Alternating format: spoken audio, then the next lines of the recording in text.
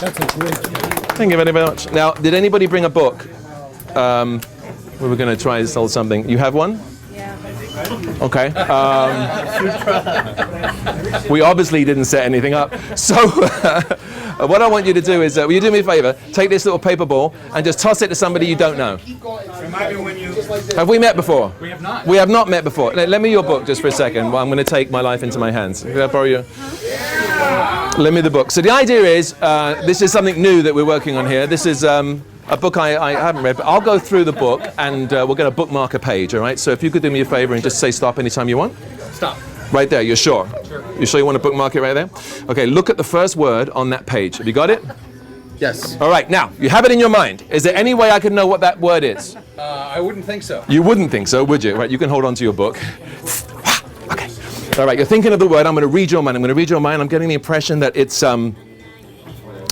gosh, this is something wonderful. It's something wonderful. I'm going to try and get this right now. Wouldn't it be something if I got this? This would be kind of crazy. It'd be really crazy. It'd be something. It'd be something. Is the word something? It is. Isn't that something? Whoa. What is You know what's even weirder? If you open that piece of paper, now bear in mind, this is your book. You brought it with you. Would you open up the piece of paper for me? And is it something written on the paper that you have right there? It's a miracle! Something. Who knew? Appropriate book. Kurt Vonnegut, Hocus Pocus. But there's not one card trick in it. It's rubbish. Okay, so we're going to use this. Now, before I come over here, I had a premonition and it wore off, so I had another one. And what I did was I wrote something on this little piece of paper right here. And I want, will you do me a favor? We'll talk about that later, but first, just put your initials on the, put your initials on there. I'll hold it, I'll hold it. You just put your initials on the premonition, on the prediction. Now, in the premonition, I was naked and you were in a tutu. Does that ring a bell? Yes. The other night. Okay, put that in your pocket so that we can't, I can't switch that out and you can't switch it out. That's really important, all right? And then I'll go through the book and you just tell me to stop anytime you feel the urge, okay? Actually, I'll just run it like this. Just say stop. Stop. Right there? Okay. Do you have any idea what page you stopped on? No. Or would you have a look at the first word for me? You got it? Yep. In fact, look at the page number. You got that too? Would you put your initials on the corner of the page there? Take the Sharpie, just put your initials on the corner of the page. Got it? This is just so that you can't change it. Sometimes I have people look at words and then they change their mind and it screws me up. All right, so now you're thinking of a page in a book. Is there any way I can know what word you chose? No. Is there any way I can know what page you chose? No. And yet I gave you a premonition, right? Okay, what was the page number? 210. 210. And the word was? George. George. This is really strange.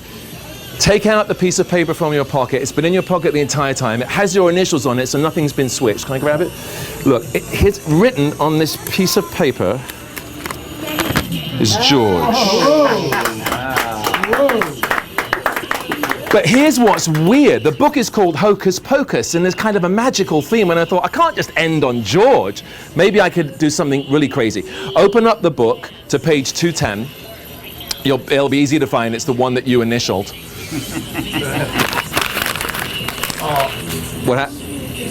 Oh, that's weird. It's gone? You know, this is Kurt Vonnegut's sense of humor. This is, wait a second, what the heck happened here? Here, do me a favor, just hold it like that for me, would you? You could be my beautiful girl assistant. Typecasting. Look, you initialed that page yourself. This isn't my wallet, this belongs to a guy in the bathroom. But inside, I think I have a little piece of paper that looks astonishingly like the page from a book. Would that be your initials? Yep. And just to prove it actually came from right here. Woo! Perfect. Wow. Thank you. Now you're going to need this when you read the book. Yeah, I'll keep it as a souvenir. Cool, man. Thanks. You're welcome.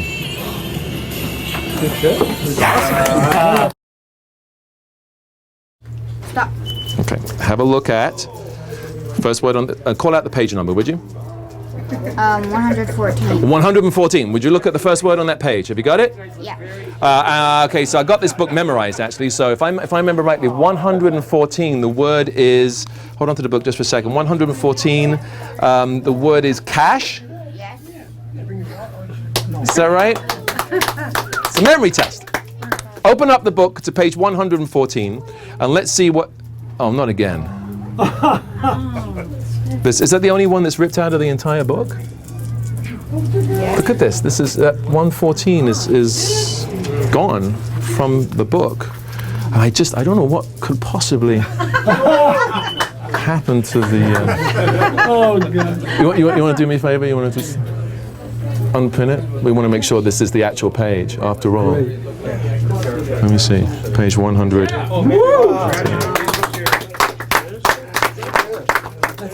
I would give you this book, but I've read it and you shouldn't read it.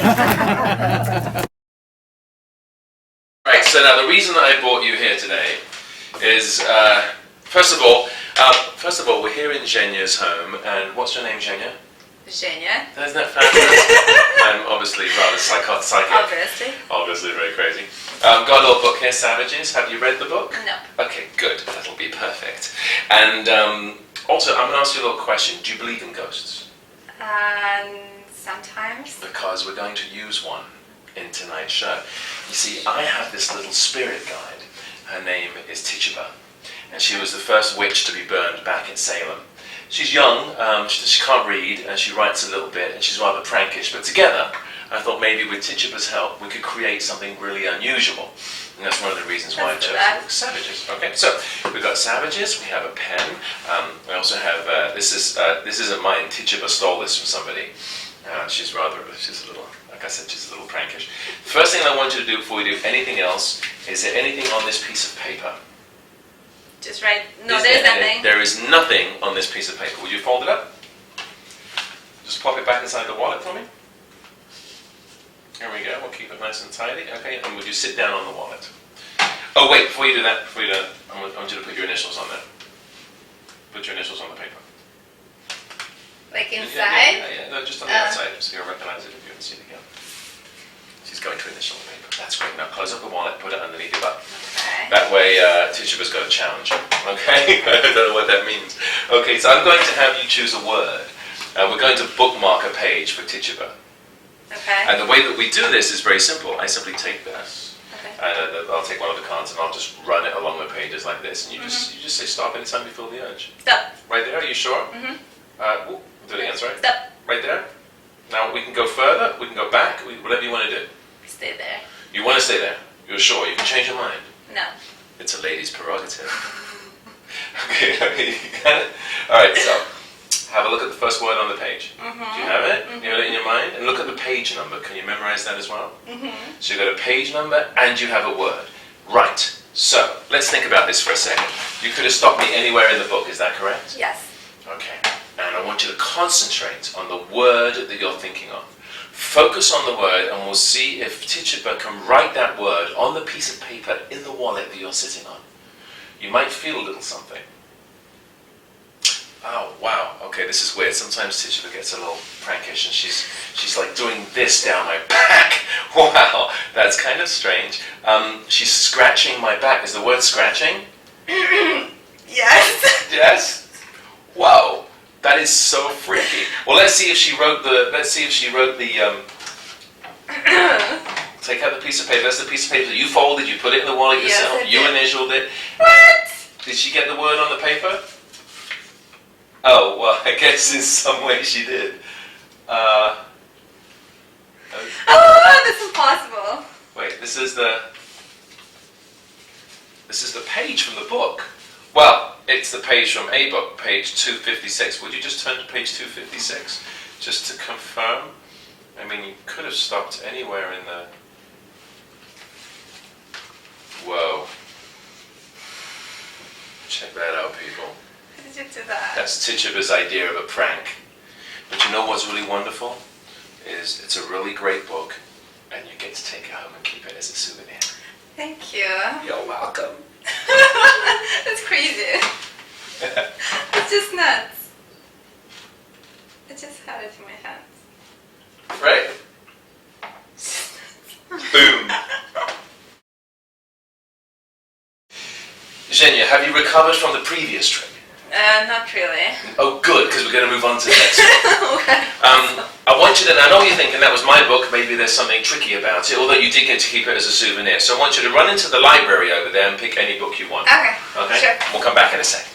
And we're back. And Jenya took 45 minutes to go through a library and pick a book. What book do you have? The Perils of Payela. Have you read that book? Not really. It's just Perfect. there lying on the shelf. Okay, great. It looks normal to you? Yes. Do I look normal to you? Not really. No, she's a good judge of character. Before I came out today, I had a premonition, and it wore off, so I had another one. And what I did was I saw this word, it was really strange, and I wrote it on this piece of paper. Okay. And what I'd like you to do is to take that and put it somewhere on your person where I can't get to it, okay? Well, I see. I think we've set up a precedent here. This is fabulous. Well, so I'm going to go through the book, and here's what's going to happen. I'm going to turn my head away, because I've seen this before, okay? I'm going to turn my head, as I riffle through the book, you just get to say stop anytime you want. Stop. Now, are you sure you want to stop there? Right. No, let's do it one more time. One more time? Okay, further? Yes. Okay, go ahead and say stop it. Stop. Are you sure you want to stop there? Yes. We can go further. That's fine. I've driven behind you. I know. Really, are you sure? You don't want to go any further? Yes. Stop. All right, okay. I'm going to show you the first word on the page, and we're going to do this really quick, because last time, I don't know if you thought maybe I saw a reflection in your eyes or something like that, okay? So here's what you do. Take a look at the first word on the page. Do you have it? My finger down. Oh, sorry. Yeah, now I have it. Got my finger in the way. I'm trying to make life hard for you. That's what it is. All right, so you have it, right? You Yes. have the word in your mind. Yes. Is there any way that I could possibly have known the word that you are thinking of? Now I have no idea. Let's recap just for a second. Did you go and pick a word? Did you go and pick a book from a library of books? I did. And is it a normal book? Yeah. And did you stop anywhere you wanted to in the book? I did. Well, probably Couple of I didn't, because you moved me from You one think I page to controlled another. you? Maybe I did. Hey, maybe I have that kind of power over women. No, I'm a magician. I don't. But you're thinking of the word, and I want you to focus. Would you please tell everyone here at home the name of the word that you're thinking of? Just tell You everyone. will know. All right. I'll see what I can do. I will read your mind. If there's anything you don't want me to know, get it out of your mind right now.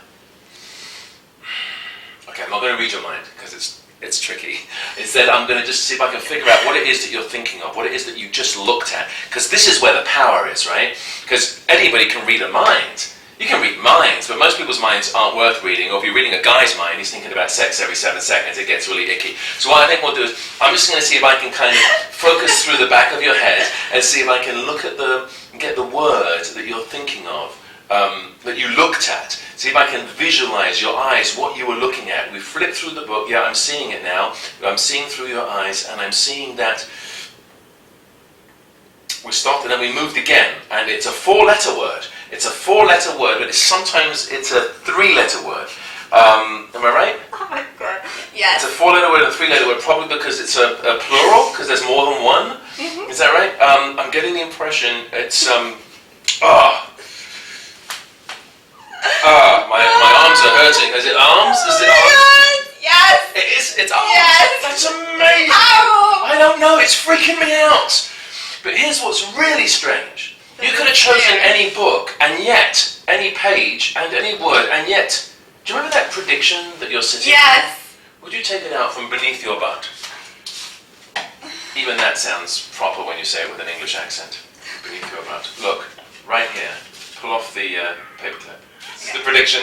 This was underneath your butt the entire time. It was. The word you chose from the book was? Arms. I don't get it. Like, I just don't get it. There you go. You can keep that as a souvenir as well, but you can't have the book because I haven't finished reading it yet. That we can take that with you as well. All good. And that is booked.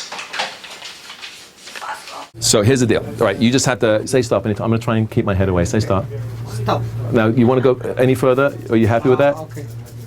More. Mas? Stop. Right there? Are you sure? Yeah. Are you positive? Positive. Is there any way I could have known what page number you were going to choose? No, I don't. I have no idea. But what I do need you to do is come over here real close. I'm going to flash you the first word on the page. I just want you to have a quick look at it. Have you got it? Yeah. You got it? First word. Look at the first word. Got it? Yeah. Got my finger in the way? Yeah. Okay. That doesn't help. All right. So you have the word, right? Yeah.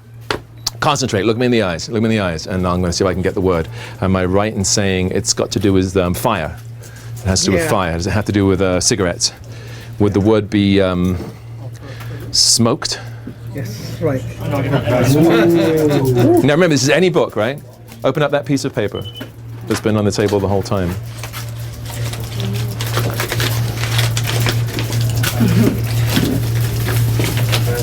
What's it say?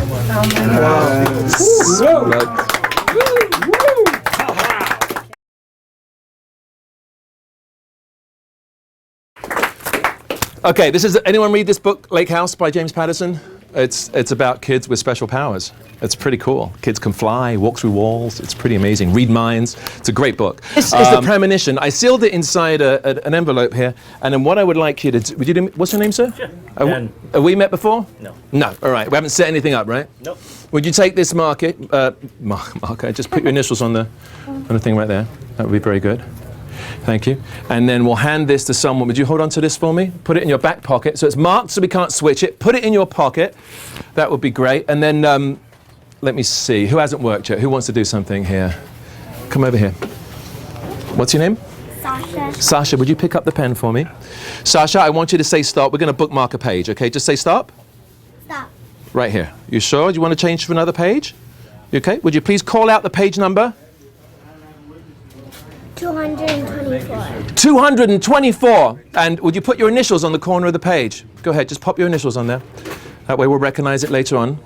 And you can't change your mind on me. Okay, and what is the first word? No, don't tell me. Look at it. Look at the first word. Because I actually had this memorized.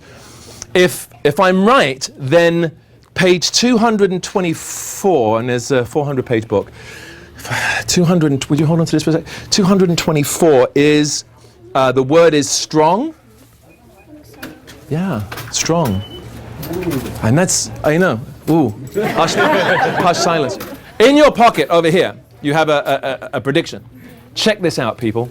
Inside this envelope is a piece of paper. Is that your initials? Yes. We have not switched it out. Is that correct? Correct. All right. On this piece of paper, and remember, you could have chosen any word.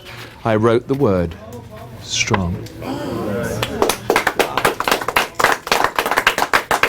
Now, I do want to check one thing because a lot of you weren't too sure. So would you turn to page 224? This the one with the initials on it. Double check that the word strong is written on the paper. And it's a great book. It's about kids that fly and walk through walls. And sometimes the... What? 224 is gone. Of course. That's strange. Where could it have... It's about kids that fly and walk through walls.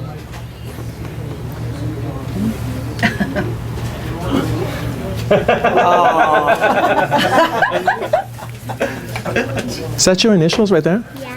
Let me just... Whoa! A house moment. Hang on a sec.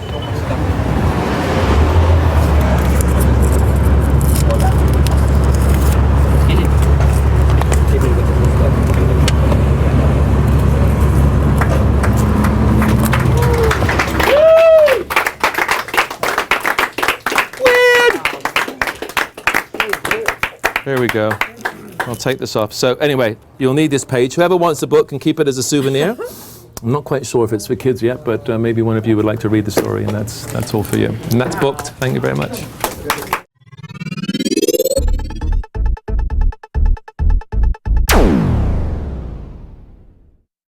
Okay, hi everybody, and welcome to the explanation section of the DVD. Now, I'm really thrilled to share this secret with you. I would recommend you watch the entire explanation for all the bits and pieces and all the stories that go with this, because you might watch this and think, I'm never going to get away with this, and the reality is that I did this at the end of my stand-up act in every private party I ever did throughout the entire 90s. So, and I still carry the gaff with me to this day, and if I get a chance to do a book test, this is the only one that I'm going to do. So there's a lot of variations on the gimmick and the gaff, and we'll get into that in a moment. But first of all, I want to tell you where this came from.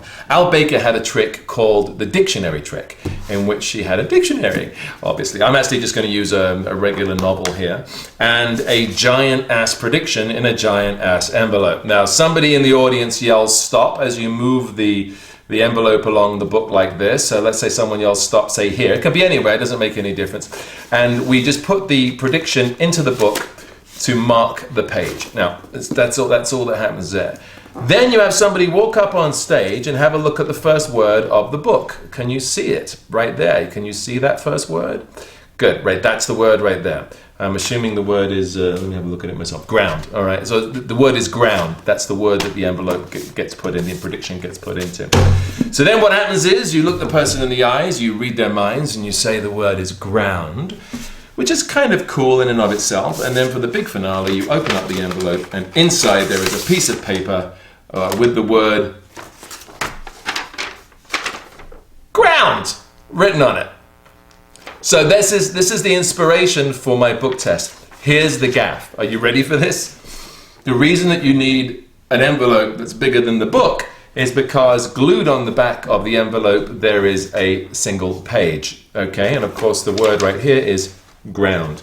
No matter where they say to put the envelope, it really doesn't matter, which is why you really shouldn't use a dictionary. I never understood why I recommended to use a dictionary, because if you use a page from, say, the T's, and somebody says stop as you're right here, which would obviously be among the, the K's, it's going to be a little bit strange. So use a novel, and so the idea is it goes anywhere you want. Obviously you can see how this works. The page goes in here, the envelope goes into the book, you then break it open like this, they look at the first word. Now, I thought it was a genius method. The only thing I didn't like about it was the prediction envelope having the gaff on the back of it. The size of the envelope made it a little unwieldy, and also the entire page. But also the fact that your prediction is in the envelope. That's your reason for having it. But the envelope can't be held by anybody, and it can't be opened by anybody because you've got the gaff glued on the back. So I came up with booked. Are you ready for booked? Are you ready to learn the booked method?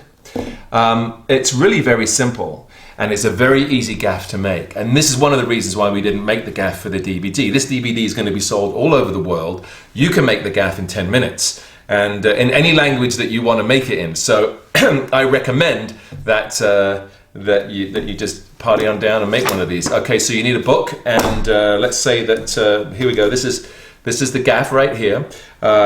It's on top of a deck of cards. It's part of a deck of cards. It's very casually part of a deck of cards. But the gaff is this. Here's a queen of clubs with a flap on it, and on the other side of the flap is part of the page of a book. Okay? What happens is you would casually, very casually, pick the card up from the deck, have somebody say stop, stop. You stick the card into the book, you're going to bookmark it. I always say when I'm performing this, let's mark a page, let's bookmark a page. I don't mention the playing card, and I just say let's bookmark a page. So somebody says that. Now, at this point, the card is in here, and the great thing about using the gaff that's on the face is all you need to do is line up the corner here with the corner there. Okay? And it kind of just looks like you're being nice and neat about it. So it goes into there like this, and you say, now you can move the card anywhere you want in the book. It really doesn't matter at all. Anywhere, let's say it goes right here. Okay, and then you simply break the page. Now, obviously, you can see here that the gaff is a different color to the page of the book.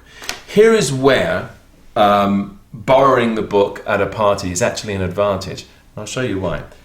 Have a look at the first word on that page. Got it?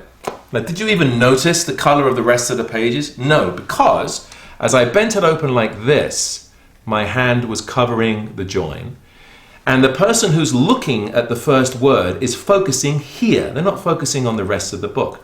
When I first came up with this idea, I was blown away that I got away with it, because I remember thinking to myself, wow, how am I going to do this if somebody presents me with a book that's kind of yellowed? The reality is no one knows what the inside of any book looks like. It comes from somebody else's library. So you send one person to the library to bring the book, then somebody else tells you what page to bookmark, okay? And then a third person looks at the word. And you make a big deal out of saying, I want you to peek at the first word. We'll do this pretty quickly because I don't want to get accused of seeing it or seeing the word reflected in your eyes, or maybe somebody over your shoulders sees it and codes it to me. So here, look, have a quick look. Here's the word right here. Got it? You want another look? And that's all you have to do. Then you just take the card out, toss it back down onto the deck, and you are ready for the finale. What you're going to need are 2 cards that are duplicates. Kings of clubs are fine. One of them you might want to make a blank back because you're going to glue a page on it. I've never had a problem with the page showing through, with the back of the card showing through the page, but if you want to be careful about it and make it a white back. But so you need 2 duplicates. You're going to need some glue, some scotch tape, and run to your library in your house. Grab yourself a book that you don't mind ripping a few pages out of, okay? And this is how you're going to make it. First of all, when we do the force, when we run the card along here, you're going to probably end up, by the time somebody says stop, anywhere past the middle of the book. Because you go like this and you say stop anytime you want, right there. So what I like to do is I like to take a page round about, should we say here, this is my 208 in here.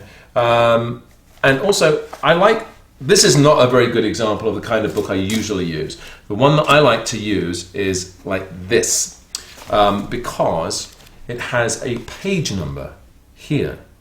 Now, you may think that's a detriment, but it's not, because it enables you to have 2 different effects. It enables you to force a word, and you can go to somebody else, and they can look at the page number. So you can use this gaff as forcing a page number for, say, the Hoy book test, if you know what that is.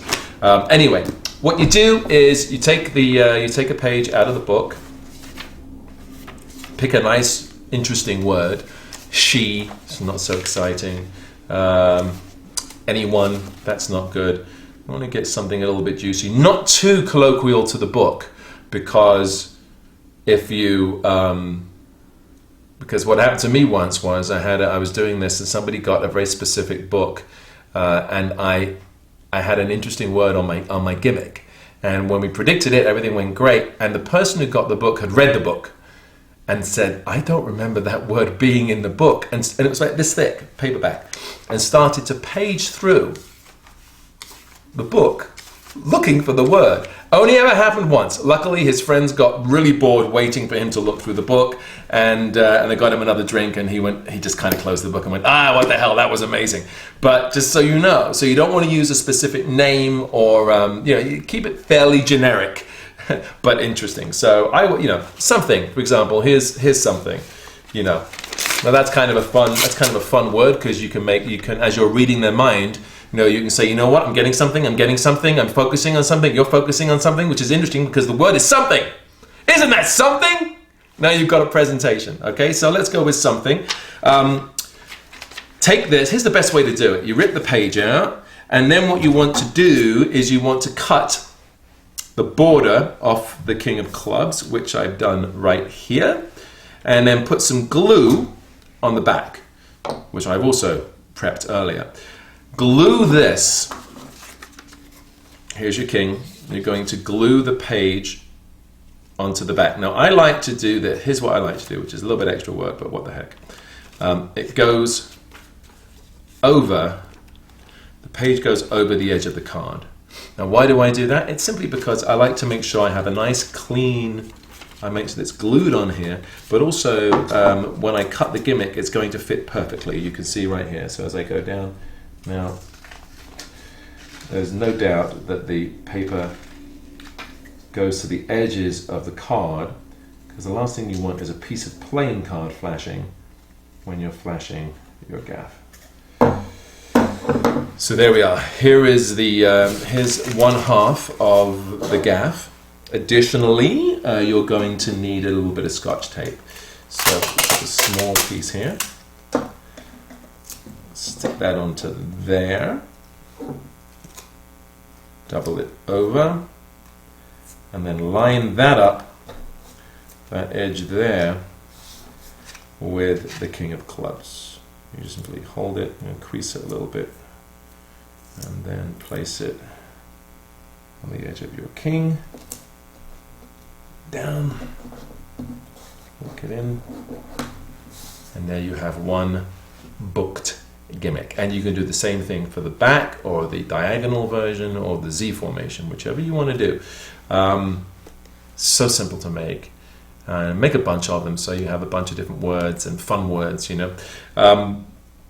I actually, and I'll tell you something else, I was doing a party once, and this is one of the problems with doing gigs in Beverly Hills, is that often there's going to be authors in the audience, and I had a guy go and grab a book that he wrote. It's probably not going to happen to you, but it happened to me, and it was a photo book, and so it was a book about the Doors, actually, and then there was nothing at all, no print that looked anything like this. So he went and got the book from his library, and then I got somebody else up from the audience to take a peek at the word, and I, you know, the thing is this: you can be as tight as you want. So, look, this is the gaff that I just made. All right. It goes into, let's use this book right here. So somebody says stop as you run the card down. Someone yells stop. You push it in right here. Because every page pretty much had photos on it, I mean, there was some text, and it was a pretty thick book, I just kind of went like this. I went really, really tight on the corner to show the word. And I made a big deal about, I'm going to flash it. Got it? Okay. And for some reason, I was lucky. The word was generic enough on the gaff that it didn't create any suspicion. I mean, there was a little furrowed eyebrow for a second, but, you know, that's one of those things. So that's the gaff. Let's have a look at a few variations before we get into the routine of it. This gaff, as you can see, is on the face of the card. This is probably one of the most popular ones, one of the ones that I like to use. Popular for me. What I do like about this as well is that when this gaff is in a deck of cards, which is, of course, if you've been doing a couple of card tricks, is a very casual thing just to have it on the table down there like that. And then you can just reach across and just, we'll just grab a card out of there. It also works really well as a locator card. So you can use it for another trick. If you need a thick card, a locator card, something you can feel, maybe a think stop, right? You know think stop, where you have the gaff on the bottom of the deck. You then have somebody choose any card. Let's say it's the two of spades. And when you drop this on, the gaff goes on top of the two of spades, right? It's your key card. So the queen is above the two of spades. Now, as you go through the deck, you just say to someone, think stop when you see your card. As soon as your fingers feel the gaff go by, you stop. Don't say anything, just think stop. Think stop. Think, that's it, two of spades. There it is right there, because I felt the gaff right here. So you can use it for additional effects. Just make sure that it ends up on top of the deck. So that's the face gaff. There is a variation on this that I kind of like, and the variation, I have so many different versions of these gaffs, but the variation on this is here. This is a double gaff. How do I mean a double gaff? Well, it kind of works on a Z. Can you get in close and see that? Okay, so essentially I have one page here, and then if I turn it over, I have another one here. Okay, what does that enable me to do? Well, it means that as I'm doing the effect, somebody can say stop. Let's say they want to stop me here, and they have a look at this word, right? Can you get in close on that word? That's whatever it is. It's against. So that's the word on that side of the gaff. If I take the gaff out and turn it over, I can put it somewhere else in the book and have a completely different word seen. So in this case, it's same. It's a little bit what somebody would call gilding the lily, I guess. But the reality is, it gives you an additional bit of freedom. It enables you to say stop, have somebody say stop. All right, we'll bookmark the page there. Have a look at that word. Are you happy with that word, or do you want to change it for another one? Great, right? So now somebody's not only got the opportunity to go to a different page, you can actually have a different word when they do. You just take the card out, turn it over, and there it is right there. So that's a very simple gaff. It's just the two pieces of paper glued together in a Z formation on here. We'll get into the exact making of these in a few minutes, although I'm sure just by looking at it you can probably figure it out. So that's the two variations on the face gaff. Now you can also make the gaff on the back of the card, and for example this one says the word among.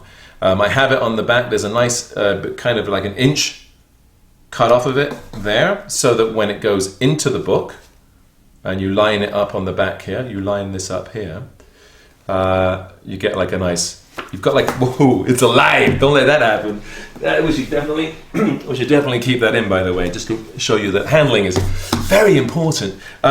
So it goes into the book like this. You can then break it open and you can show the page. This gives you a kind of also a thicker gimmick, if you will, or a longer gimmick, so that it shows more page when you open it up. Not that that's important, but there you go, that's there, right? Now, that's one back gimmick. Another gimmicked back which I have is actually the full back on the gimmick. This gives you a huge amount of face time on the gaff. It obviously goes into the book, and you line it up like this, so it's just a white border. Okay, it's very, very tight. And now when you open it up, look at this. That's a lot of page, right? That's a lot of page showing. This is all personal preference. I really looked at these gaffs and said, well, how else can I make this, and what is best for the situation? What is best for me? I personally like having the gaff on the face of the card because I can just grab it off the top of the deck. Obviously, if the deck's face up, you can grab this one off the top of the deck. Another gaff which I like to use is this one. Okay, so this is interesting because I put the gimmick, it's a little smaller, but I put the gimmick at an angle, and there's a reason for that. I kind of like the idea of saying, we'll just shove this in the book anywhere. Somebody just says stop, we'll shove it in there. And what that does, it gives me kind of a screwy, kind of a messy look to the gimmick. So we're not perfectly aligned with the page.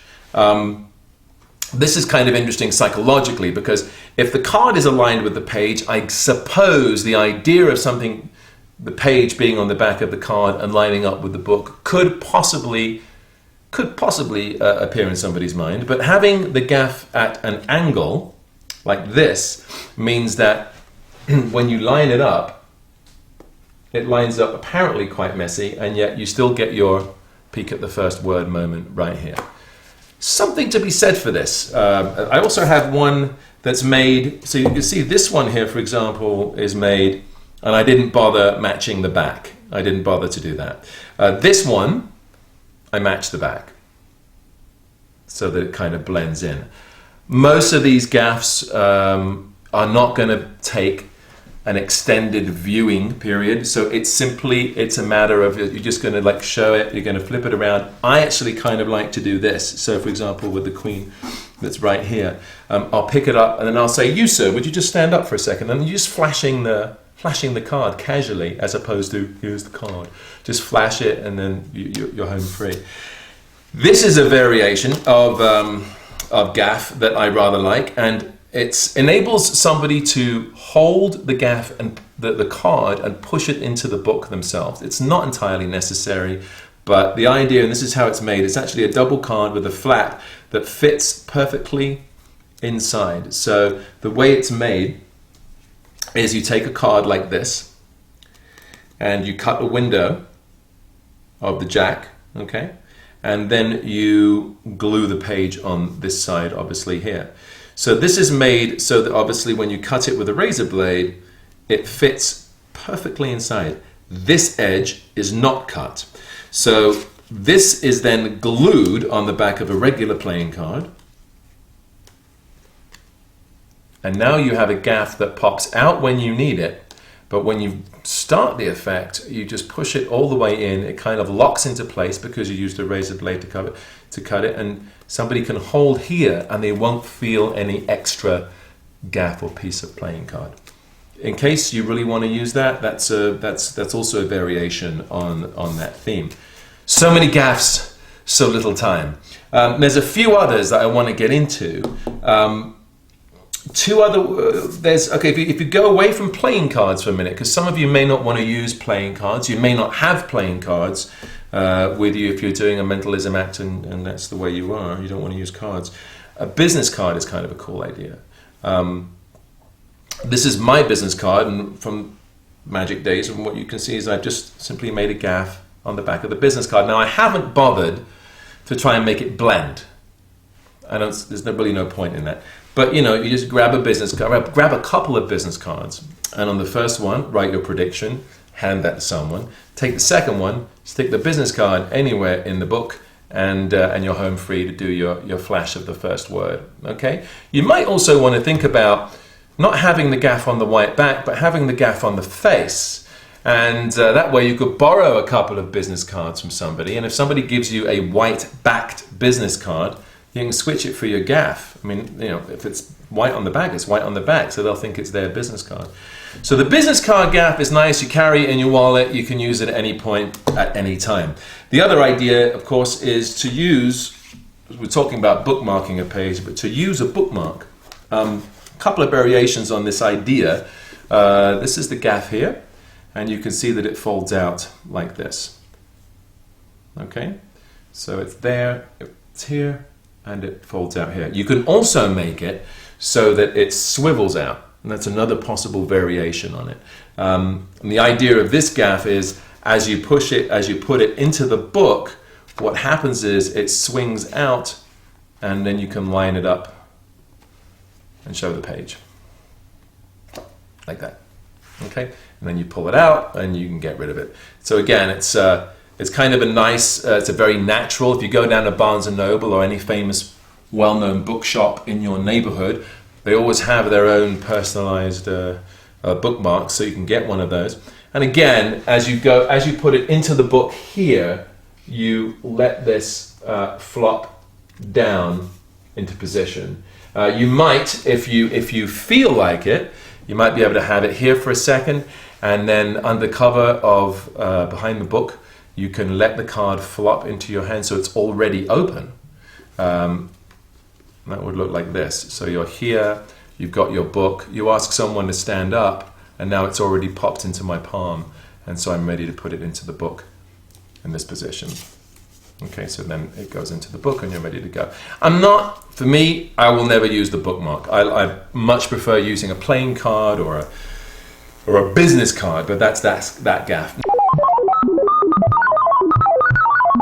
All right. Here is a close-up view on all the gaffs, just to make sure that everything is absolutely clear. Here's one of the backs. This, as you can see, is cut and glued onto half a playing card, or the back here, which blends in, enables you to do this. You can now kind of move it very quickly, flash the back if you need to. Don't make a big deal out of it, but that is one of the gaffs. This is how the gaff looks if you're using the gaff, the flap on the face of the card. Notice that the Scotch tape is on the inside and none of it is on the outside, so you don't get a flash of any tape. Here we have the two variations where it's the flap is at an angle. This one right here is designed so that the flap blends into the orientation of the card. And again, not entirely necessary. You can just do this if you wanted to.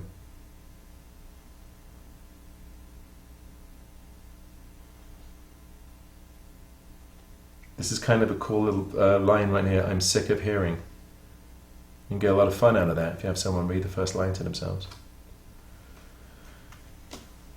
The one gaff which somebody will hold looks like this. It's double thickness. This pops out. So before you do the show, you want to make sure that you take your nail and lock it in. Okay? Once it's locked in, you can hold this, and you're not going to have this happen. But you want to make sure that that's locked in there. So then they are able to push it into the book themselves if you choose that option. The other option, don't forget, if you feel like you need a lot of real estate on the page, is to use that. Okay. There is the business card. And remember, we talked about also putting the gaff on the other side of your business card and adding it to some business cards that you borrow from the audience. Because all white business cards look the same on this side, right? Therefore, you can make it look like you write a prediction on one person's business card while you take another one, which is yours, that you've loaded into the pile, and you use this one as your force. And then there's the bookmark. The bookmark looks like this, flops that way. You can also have, if you want to, this is an idea, you can also make the bookmark on a pivot come out like this. If you want to make it swivel out, it's kind of cool because it enables you to, you can actually take it this way and pull it out into your hand like this. Again, this is my least favorite, but I wanted to put it out there as an option for you guys who don't want to use playing cards. That's the bookmark gaff. Another thing that you might want to think about when you're making the gaff is to rip a page out of a gaff book, one that has specially printed words like the mother of all book tests, and make the gaff out of that, because if you do, what you're able to do, let's say this isn't, but let's say this was made out of the mother of all book tests, you can flash this portion of the page and have somebody think of any large word they see. Now you've expanded it to not just think of the first word on the page, but think of any word on the page, and then you can use the pumping system to get the word. Or alternatively, you can have let's say that in this section that you've ripped off ripped out of the mother of all book tests, there's 5 large words. Those large words you have in a multiple out prediction envelope, so you can pull one of them out. The other thing you might want to think about also is just look at the first line of print in your gaff. For example, in this one, the first words are among the assumption. Now, what I am able to do with among the assumption, which is kind of interesting, is have someone say stop. I put the card in there. I say, look at the first line and think of any word on that line. Now, the reality is there's only 3 words on that line. 2 begin with the letter A. All right, so if I go like this, so let's say they chose what's among the assumption. Let's say they chose the, right? I can say, does it start with, it's a small word, right? If they look confused, then the word is among, because among is a medium-sized word, assumption is a long word, and the is a small word. So just by the way they react will cue you as to what the word is. If they go, no, it's gonna, no, then you immediately know it's a long word. You can also pump by saying, does it begin with the letter A? But I prefer to say it's a small word because I want to go for the direct hit on the middle word there. All right, so that's an additional technique you can add into the gaff that you make. Pretty cool.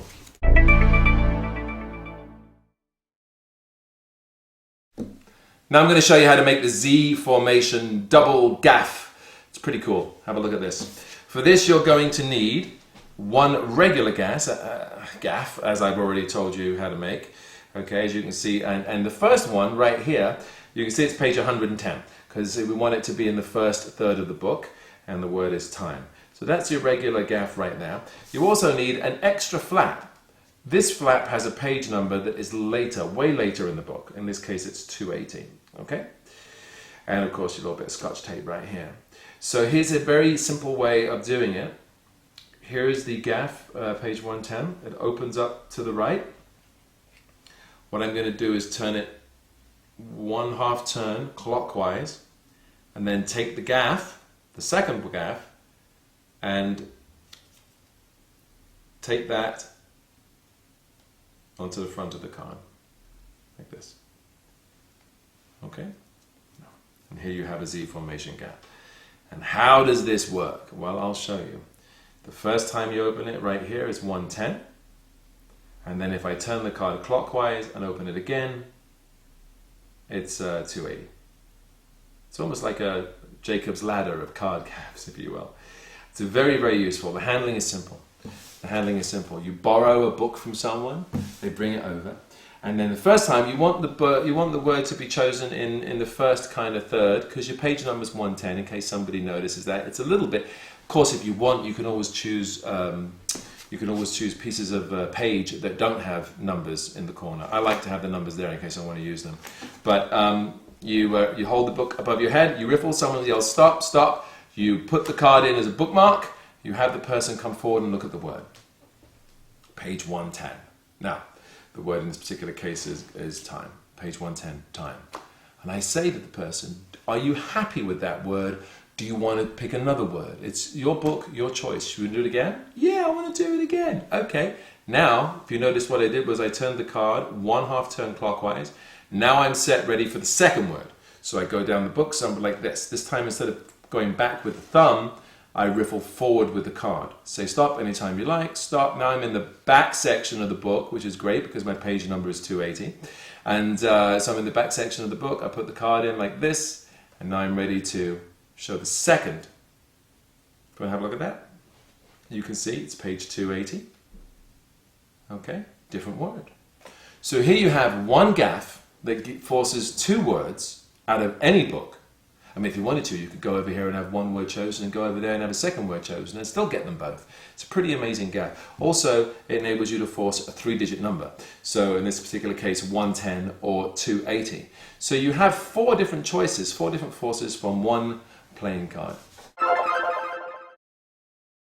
Now there is one other gaff that I'm going to get to later on. It's at the very end of the DVD. It's called the hardcore gaff, and it's hardcore for a reason, and you'll see when you go there. But I'd love you guys to watch the rest of this first, really get a feel for this trick before you go to hardcore, okay?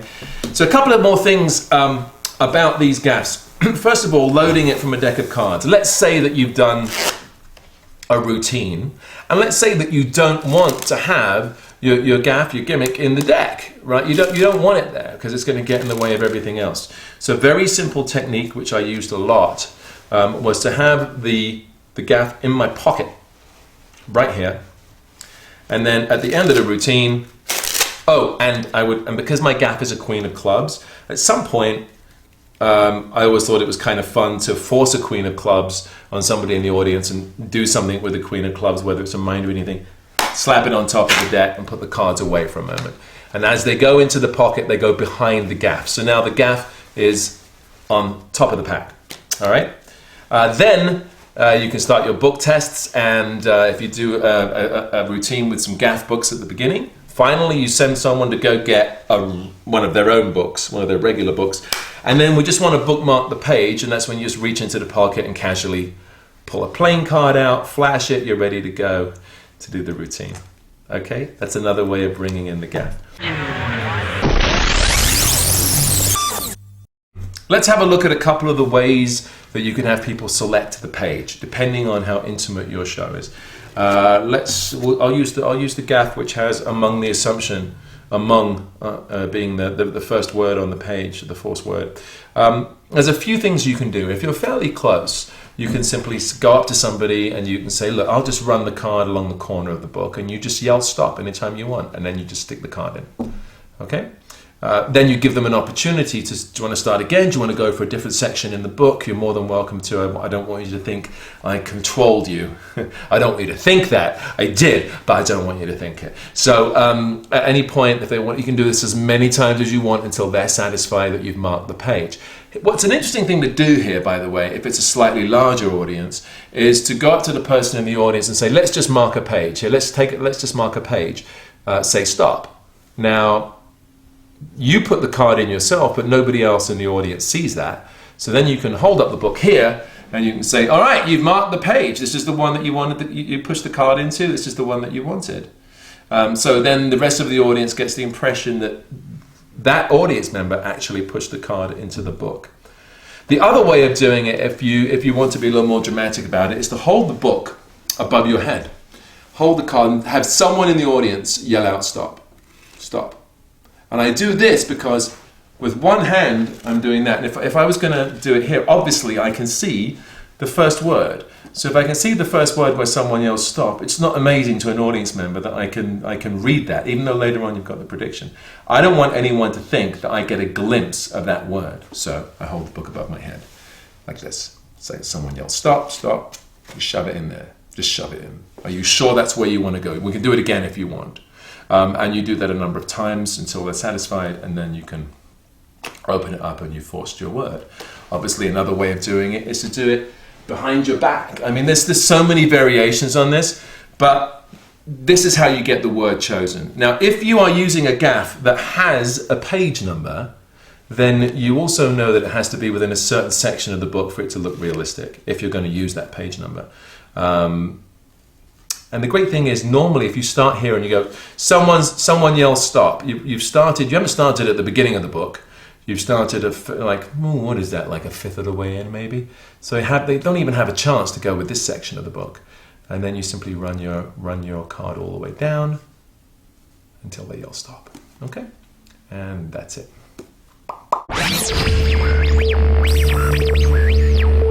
Let's talk about the prediction, shall we? Because you are using a forced word, and it's just one word, the sky's the limit. Literally, the sky's the limit. You can hire someone who writes in the sky with a plane and smoke and everything to write the word out for you as a prediction. If you want to do an incredible publicity stunt, take a newspaper man to a library, send him into the public library, and you can say the theme of this is, getting our kids to read from public libraries, or similar crap like that. And you can send him into the library to get any juicy paperback he wants. He brings the paperback out.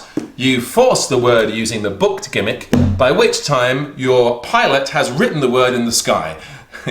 It's ambitious, I know. But let's say you don't have the money to hire a pilot. What else can you do? Well, obviously, you could write the gimmick on a piece of paper, mail it to your host, the person who's hiring you for the party, with instructions in another envelope. So you write prediction on the envelope, it goes into another envelope with a note that says, "Please do not open the prediction, we're going to use it at the party." So therefore, the envelope is in the host's possession the entire evening. You can have it sealed in a box before the show. You can have it written on a playing card. There's so many ways. You can have it tattooed on your arm if you want to. If you know the old trick where you scratch the name into your arm with a toothpick and then you rub it and it comes up in red, you can use that. Or maybe even a different idea is that you write it with wax and you do the ash trick and it comes up. My personal favorite, and the only way that I have ever done this trick, is the ball of paper idea. I got this from Max Maven's Prism series, the colourful books, which are amazing. And there was a simple effect where he tossed out a paper ball and he had somebody name a colour. They said blue. They opened up the piece of paper and it said blue. I love the idea of the person making the selection already holding the prediction and they don't even know it's a prediction.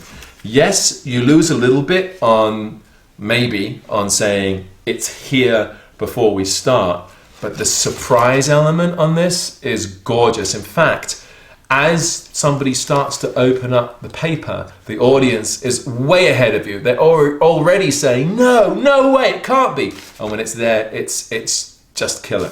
Handling of this is very simple. A piece of paper is here. You toss it into the audience. Whoever catches it is going to go get the book. Before he goes get the book, he tosses that piece of paper to somebody else. That person stands holding the piece of paper. Person comes back with the book.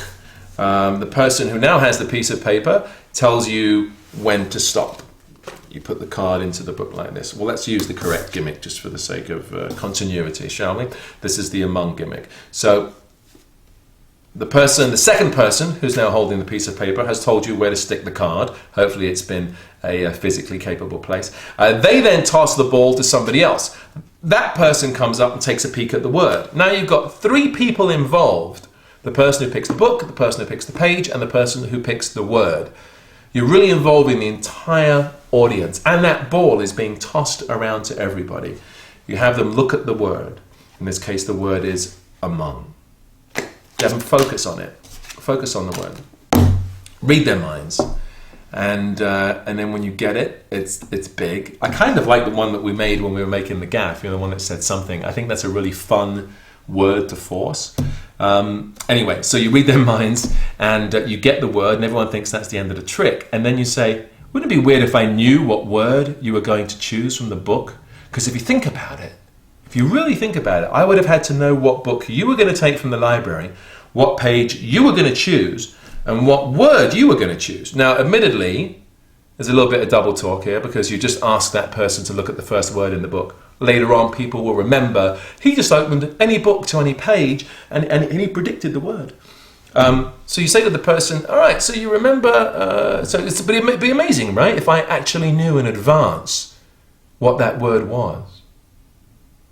You've been holding that piece of paper, that balled up piece of paper in your hand the entire time, right? Now, the audience already knows what's going to happen. You say, has anyone touched that? 3 people have touched that. Did you mess with it? No, you just tossed it to him. You tossed it to him. I haven't touched it since you had it, right? Yeah. Wouldn't it be weird? What was the word again? Among? Open it up. Build it up. Build it up. They open it up. They show everybody. It's a killer finale. You don't need to do anything else.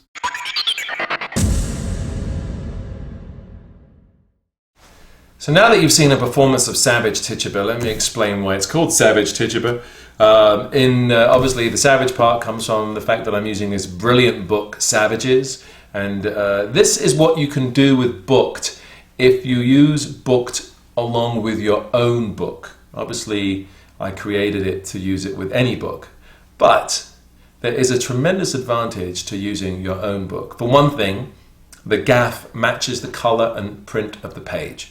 This enables you, when you stick the gaff into the book, this enables you to almost do this. I mean, obviously you don't want to do that in case it's a blank page, but you can kind of do that in the show. You don't have any discoloration issues. It's a very clean show of the word in the page. It also enables you to do Savage Tituba. Savage Tituba, Savages Tituba, because in Anneman's Practical Mental Effects, he has a trick, a book test. There's a great chapter on book tests, and one of them is centered around a storyline of Tituba, who was the slave who started the witch hunting epidemic in Salem. And it's kind of a very interesting storyline. And you ask the ghost of Tituba, who is your spirit guide, to write the name of the word chosen in a book, scratch it onto a piece of paper that someone's holding. Now, in the Anneman version, I believe that the word is chosen using a number force. You don't actually approach the book. But with Savage Tituba, you can take it a step further. And then once the prediction is opened, where you put a piece of paper and a little bit of pencil lead, which is put into the envelope, when that's opened up, instead of the paper and pencil lead, inside is the page ripped out of the book. And when they open up the book, you can see where the page was ripped out and the piece of paper that was in the envelope is now in the book. So you have a transposition. What I've come up with using the booked gimmick is a very clean way, essentially, of having any word chosen in a book and that page vanishing from the book and appearing anywhere you want it. So for Savage Tituba, here's what you need. You need 2 books. These were $7.99 each, but if you want to, you can go to the 99-cent store where they're going to have amazing books, and you can buy 10 for $10. So you've got plenty of duplicate pages. But you need 2 duplicate books. You need a Switch wallet of some kind. I use the Horwitz wallet, Basil Horwitz's wallet, which I got from Hank Lee's. It's a great wallet. I think they still make them. The benefit of this particular wallet is that when you show the piece of paper in there, you can have the wallet closed by the spectator and put it into their pocket. You don't even have to touch it. So it's a beautiful advantage. And then you're going to need some playing cards, some scissors, some glue, etc., etc.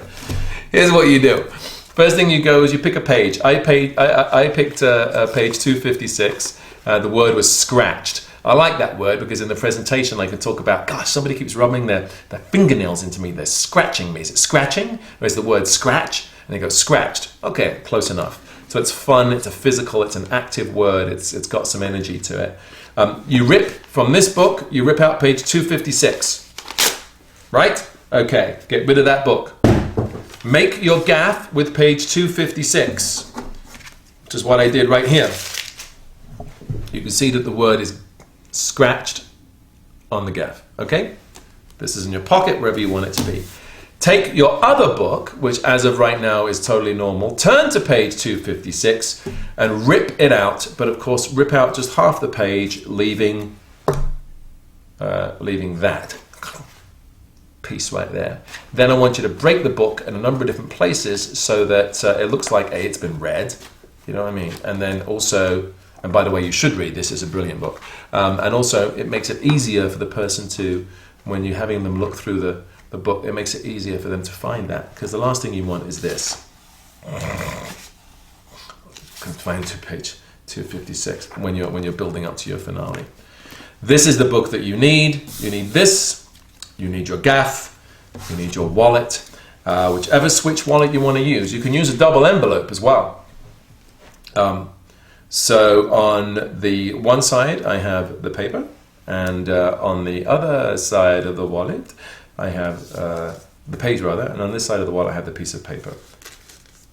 And it's that simple. Now,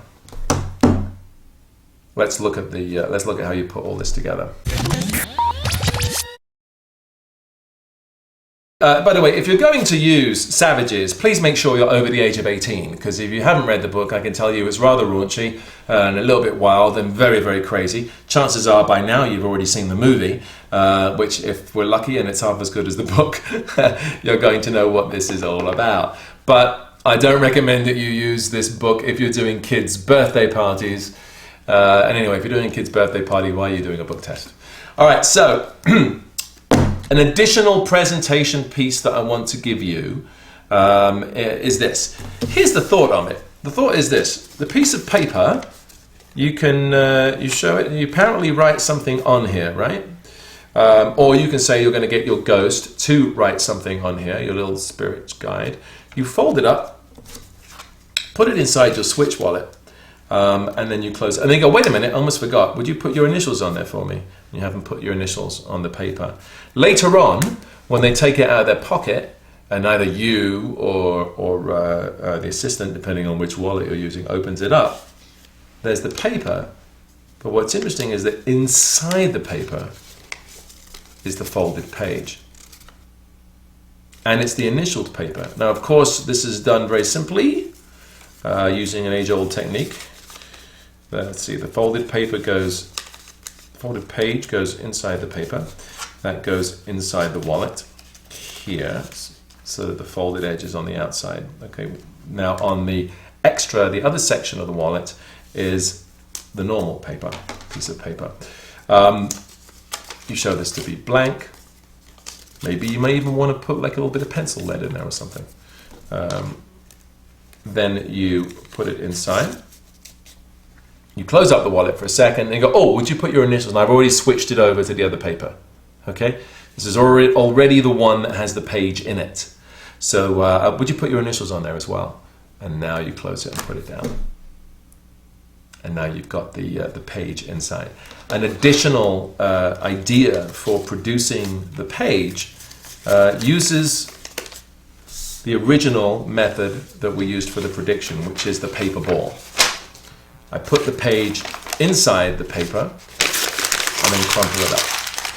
Now you're in a situation where the ball gets tossed around, the person comes up, they choose the page, the word, you get the word, and it's you know, you say the word scratch, and they say no, the word was scratched, and I say, are you sure?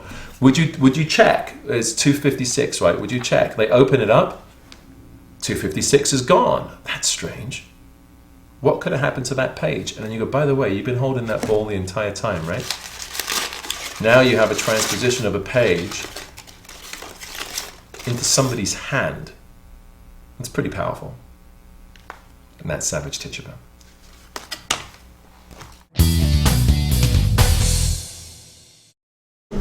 So nobody as of yet has asked me to do Savage Tituba with one of their books. thank heaven, because it sounds like it would be an impossible challenge, right? Well, it isn't exactly if you have time to prepare their book. Obviously, that's rarely going to happen. What I've come up with here is a completely impromptu way of preparing the gaff if you're out on the road. Let's say that you've flown to a gig, right? And your luggage has been lost, and you need and you want and you've been challenged to do maybe booked. So you want to grab a book and you want a playing card. These two things are available at any Rite Aid, anywhere you want to go. You're going to any supermarket. You're going to be able to find playing cards. You're going to be able to find books. Now, here's how you make the gaff: an impromptu version of booked. I'm going to go to page 248 right here. Okay, I'm going to rip out page 248. Actually, let's make it. Let's go for more exciting. Well, we'll rip it out 248, but we'll do a nice jagged, easily identifiable tear. Okay, and now I'm going to bend that back here. Maybe you're doing this in the bathroom of your gig. I don't know. Fold the gaff cleanly, very cleanly, so that it's thinner than the playing card. So actually, what I want to do is I want to fold it a little bit more there, I think. Well, I'll do this. I'll put the two corners together. And I'll fold it one more time. And then I'm going to crease here and here. This is now held behind. I think you can see where we're going with this. It's now held behind the playing card. This can be on the table, under the deck, on top of the deck, so that when you lift it up, you're lifting the page with it. So now you get the idea of what we're going to do. You have your page, you have your book. Somebody says stop, you stick it in there, you line up the page, folded page with the book. Okay? Now at this point, this obviously can now be at any angle you want it to be. Doesn't make any difference. You have the person come up on stage or in the audience, and you bend it back and you have them look at the word. So now they're actually looking at the word on the folded page. If you want, you may even want to have them initial it. You may even want to have them initial the corner of the page. This is a very powerful moment. Initial the word, ring the word, put their initials next to the word, whatever you want to do to make it apparently a unique page. Now, having done that, you pull it out. Now I want to make a point here. When you push the gaff in, it doesn't have to line up here. Okay? Because when you pull this back, the page will buckle a little bit, and you can put your finger there. So it's covered. But what that enables you to do is when you let it go, it's much easier to grab that gaff as you pull it out. Now you now have, behind this playing card, an initialed page, apparently freely selected and already folded from this book. It's a great position to be in. You can do whatever you want with it. You can go to put it here and then decide to put the card over there. Now I've loaded that page into my pocket, right? I could have, if it's a more intimate show, I could reach over, have somebody stand up. I could drop this page behind them. You can do anything with this. Put it into your wallet. Put this away into there, and it goes into your card and wallet. So later on, you could have this page appear in a sealed envelope in a wallet. Their initials. You do whatever you want with it. You can palm it off to, you can hand it over to somebody. You can palm it off to an assistant. So they can then go and take the page outside the house and glue it on the window. Choice is yours. But the great thing about this impromptu booked / Tituba effect is you can make it in seconds. So when you get to the party, you can actually ask someone if they have a book, and then, you know, can they bring you a book you can use later on, and you can prep it right before the show and ask them to keep hold of it. And then when you do the show, say, now, before we started this evening, I asked the host, the owner of the house, if I could borrow a book. Do you have a book? Now they bring the book back up to you, and you've done some pre-show work on it, obviously, but you're ready to go. So again, you go here, they say stop, the gaff goes behind. You show, and because it's from the correct book, you don't have an issue with coloration on the pages. They look at the first word. Here, put your initials on there, real quick. Put your initials on there. That's great. Got it? Okay.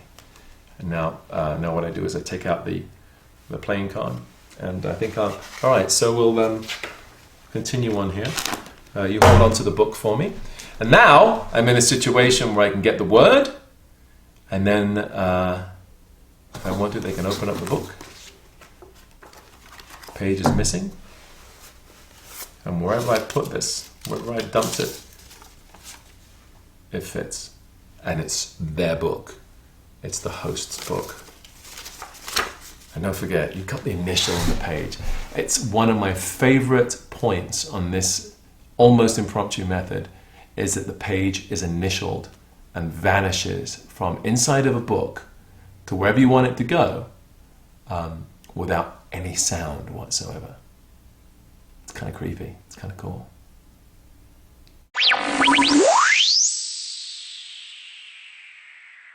Why book tests? This is a very interesting question. We all like to have reasons why we do the magic and the mentalism that we do. Who cares about picking up a book and opening it to a page and you telling them what word they're looking at? If you could really read minds, would you do something so banal? The answer is yes. And the presentation and the patter theme that I used for book tests over the years came from a guy that I met when I was 18 years old. I was DJing in Yugoslavia. It's a long story. I won't bore you with it. But he was visiting the hotel with his wife. His name was Sanguine. And he was kind of a very religious, spiritual man. And he was talking to me about his experiences in astral projection. Like you do, you know, you meet people and they tell you the most unusual stories. So he was talking about astral projection. He said, and I met a man once, he said, I was reading a book. He said, I remember this clearly. He said, I was reading a book, and this man was able to astrally project out of his body, walk behind me, look over my shoulder, and look at the words that I was reading. Now, imagine, this is a great starting point for a presentation, isn't it? It's physical, the idea of being able to leave your body. It's somewhat creepy, looking over somebody's shoulder. And it's proof that you have astrally projected. You're not reading somebody's mind, you're behind them, looking at the word they're looking at. It's something to think about when it comes to a presentation. Mind reading is so 2010, isn't it? I mean, here's another presentation idea. The idea that, why would you want to read somebody's minds? Most people's minds aren't worth reading, and the fact is that most men think about sex every 7 seconds, so it can get a little creepy. So I don't want to read anybody's mind, but I do want to know what they're reading. The government, your government wants to know what you're reading. They would love to be able to look through your eyes and know what you're texting someone or what you're emailing someone or what kind of books you're reading. If I'm going to date someone, maybe I'd like to know what kind of book they're reading so I can have good conversation when we have dinner, or so I can get an idea of what their personality is and who they are. Because, you know, we are only truly ourselves when no one else is watching. So here's the idea. So this is the patter theme. This is a reason. This is a technique, a presentational, psychological technique of making a book test valuable to the audience. Yeah, they'd like to know what that guy is reading. They'd like to know what their husband is writing in an email to someone. Well, I happen to have practiced this ability, and I have the ability to actually tell you what you're looking at. So the presentation goes. It's something to think about. Give yourself an emotional hook. Make it more than just, I'm looking at a word in a page and the word is smoking. Thank you. Make it, okay, hold on a second. I'm leaving my, oh, wow, that was weird. I just left my body. Keep looking at your word. Keep looking at your word. I'm coming over behind you. Do you feel anything? I'm just kind of blowing on the back of your neck. Can you feel that? Yeah. And now I'm looking over your shoulder at the word. Could you move your finger a little bit to the... Thank you so much. The word is smoking.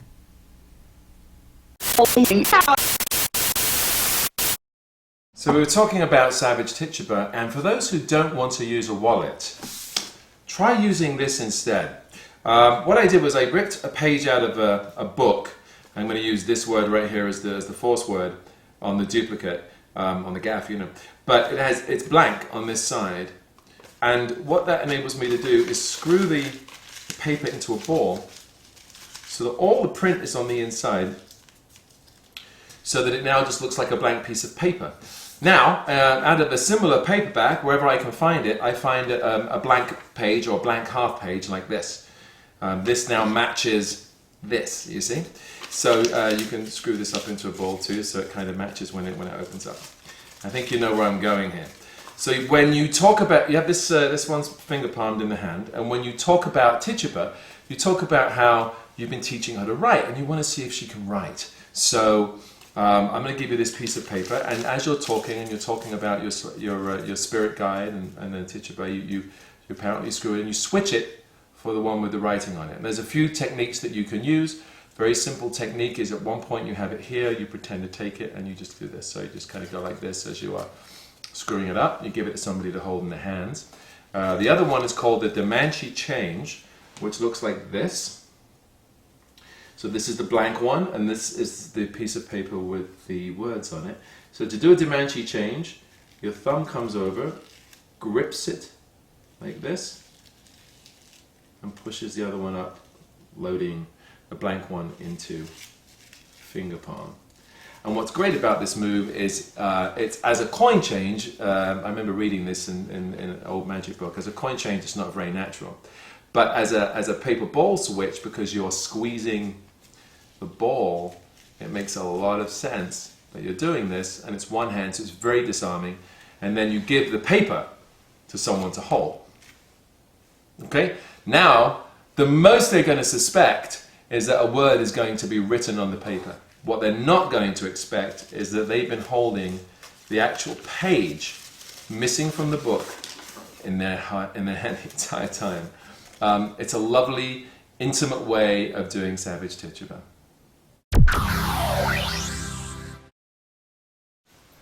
Hey guys, now you might notice in the performance section that we kicked the idea of Savage Teachable up a notch by having the page actually initialed. I want to talk about this. This was a natural outgrowth of the impromptu version that I told you about. First of all, I thought it would be kind of nice and a lot easier to handle if there was a little pocket in the back of the card that held the folded page, which is what we have here. This makes life so much easier, obviously, when you're handling the gaff. The gaff can be on top of the deck, it could be on the table, and then you can just pick it up quite easily like this without worrying about it. You've got your book, you've got your gaff now with a little pocket, and you also need a loader wallet. Right here, so this is a huge one by Supreme. It's very, very big, makes life very easy. Pull the slide out, have that in your pocket like that. Now, the routine is very, very simple. You're going to have a page chosen by pushing the gaff into the book, opening up the little page and having them initial the gaff right there for you. Now, of course, it's a very unnatural thing to hold the book like in this position and have somebody initial it. But this is why, at the beginning, you have a premonition word that you've written on a piece of paper that you want the audience to initial. So you've got someone in the audience and you say, I'm going to have you choose a word from a book. First, I've got a piece of paper here, premonition. Just here, take a pen and just write your initials on there. Now, by doing this, and insisting that this is the way it's done earlier, that will be the way it's done later. No one's going to think anything of it. It kind of makes an unnatural action natural by repeating it. So that's what you do there. So the routine, the sequence is very simple. I go up to someone, I show the premonition, I have them initial it, then they keep it. The premonition is also a great time misdirection, as you'll see. I then take a card to bookmark a page. Someone says stop, we put the gaff into the book. I open the book so they can see it, and then we have them initial the corner of the gaff. Once they've initialed it, I pull the card out. Now you notice I didn't even look at the book. You don't look at it. Don't look at it. Don't go like this, because that's just going to give away something unusual is happening. The reason they're initialing the page Have you initialed the page in case you change your mind or in case people don't believe that I got the word right, and then you hand them the book. I want you to hold on to the book. It's the most important part. While you're saying that, you load the entire thing into your wallet here. You see? It just goes into there. So as I'm talking, I put the card away, and I've loaded the card and the page into my wallet. So, you have a bunch of effects now that are going to come one after another in rapid succession. The first thing you do is you ask them the page number. You say, page 184, page 184, the word was great. And it was, and you get a round of applause. And then you say, do you think there's any way I could have known you were going to choose that word? And they say no, and then you have them open the prediction, and the word on the prediction is great. Wow, that's 2 times as great. And then you say, I know some of you are maybe thinking this guy's being a nice guy and he's just saying yes. So why don't you open the book to page 124, whatever the page was, and show everyone the page you initialed and the word great. He then opens the book, which they always remember they had in their possession the entire time.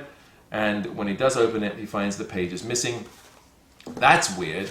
Well, you know, sometimes magic happens. Now, depending on what book you use, for example, if you use a book called The Lakeshore, you'll see that's a book about kids with special powers that could fly, maybe pass through glass or whatever. So it gives you a patter theme and a reason for doing it. Whatever your patter, whatever book you're going to use, it doesn't matter to me. Whatever you want to do, make it yours, make it original. You end up here, in this position. Once you end up in this position, you say, you know what, this is very, very strange. In my wallet, I have something special. You reach in here, and you'll notice that all you need to do is to leave the card inside, and slide the page out. And as you slide the page out, open it like this. Okay? And then for the big finale, you show that it matches. So also with Savage Tituba, there's this idea of gaffing up the gaff card even more. I have a couple of wallets that I want to show you. This one is made by Jerry O'Connell in England, and it loads the card into a credit card wallet inside your wallet. Credit card wallet, which I'll show you in a second, that has a blank window and a black background. This is the real man's cards to wallet, and also you end up loading a card into something like this, which has a black background. Why is this important? Well, I made a gaff recently like this. What I did was I took some black construction paper and I made a little pocket envelope, glued it on the back of the card, folded up the page that I ripped out from a book, and it goes in there like that. Why did you do that, Steve? Well, because if I have, I need to put this in the pocket so that it holds it up.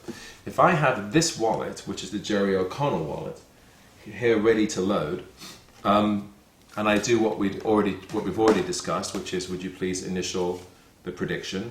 Thank you very much. And then I have somebody say stop, stop, when we go through the book, and they look at the first word on the page, and then I have them initial it. Now I'm in a position where when I pull the card out, which has the gaff here, and it goes into the wallet as I'm talking, I load it into the O'Connell wallet. A little bit later on, when I pull it out, this happens. Check it out. This is very cool. Inside the wallet, there is a little envelope, and inside there is a plastic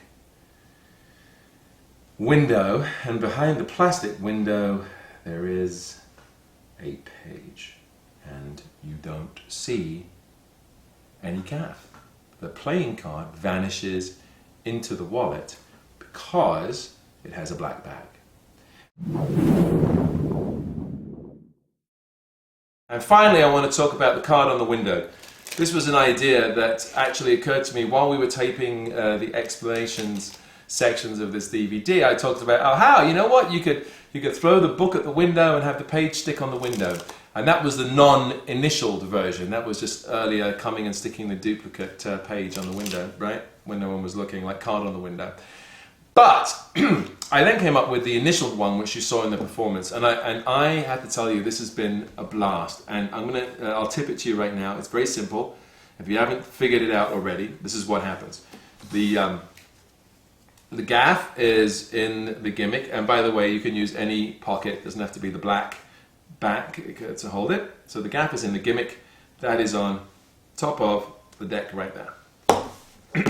You have a friend in the audience, and this is great for a casual thing. You have a friend over here somewhere who, in a moment, is going to become your stooge, and you've set this up with him. Essentially, this is the choreography of the piece. First thing I do is I have the prediction initialed, and I hand it to someone over here. So somebody is handling and holding the prediction on this side of the room. Then the cards are on this side of the room, on a table, on somebody's coffee table, whatever. And of course the gaff is here. So I pick up the gaff and I have the page chosen, and then I have them initial the gaff right now, okay? And then very casually I take out the card, I drop it back on top of the deck, because it's all about the book. And then you bring attention to the book. And you hand somebody in the center of the audience the book. Now, you name the word, you bring attention to the word, you memorize what it is. Is there any way that I could know? Now you move, physically, go over to the person who has the prediction over here. Have you had this in your hands the entire time? Yes. Have I touched it? No. Everybody's watching here. While you're doing that, your stooge, who is over here, simply takes the card off the top of the deck, which has the signed gaff, goes outside and sticks it to the window. It's so cheeky. I love it. And I love that you saw in the tape, you saw everybody's expressions. Meanwhile, you're over here. You open up the prediction. So this is amazing. I can't believe this. Somehow I knew the word was going to be electric. Isn't that incredible? It's incredible. And I know you guys don't believe me, so open up the book. I open up the book and the page is missing. And then you bring attention to the window. Now you notice when I did this, I used a book called The Lake Shore. You know, the Lake House. The only reason I don't have the Lake House here is I always give the book away for the audience member to keep as a souvenir. It's the final coup de grace after you've made a page rip and disappear from a book they've been holding, after you've predicted a word they've chosen from a completely ungaffed book. You give them the book to keep as a souvenir, along with the ripped page. It's a lovely moment, so you're going to need this in order to figure out what happens in the story. Anyway, you bring attention to the glass window, you go over it, you do the bit where you try to pull it off the glass and your fingers go over it, then they realize it's outside. It's a little additional effect. That idea, by the way, was Hugh Laurie's when we were doing the episode of House, and we did the card on the other side of the glass. He did this thing like this, which really sold the fact that it wasn't stuck on the inside. It was brilliant. And so we use it on this. So that, and then when you go outside of the glass window, you have the perfect applause cue when you hold up the page and you bring them together. You don't have to say a word. They can see the pieces match, and it's really true magic. And I think if any one of you out there does private parties, you'll immediately see the value of this. And by stooge, by the way, it can just be your assistant who happens to be with you that night who does it. You've got so much misdirection going on here. You could have a clown walk in and do it. That gives me an idea.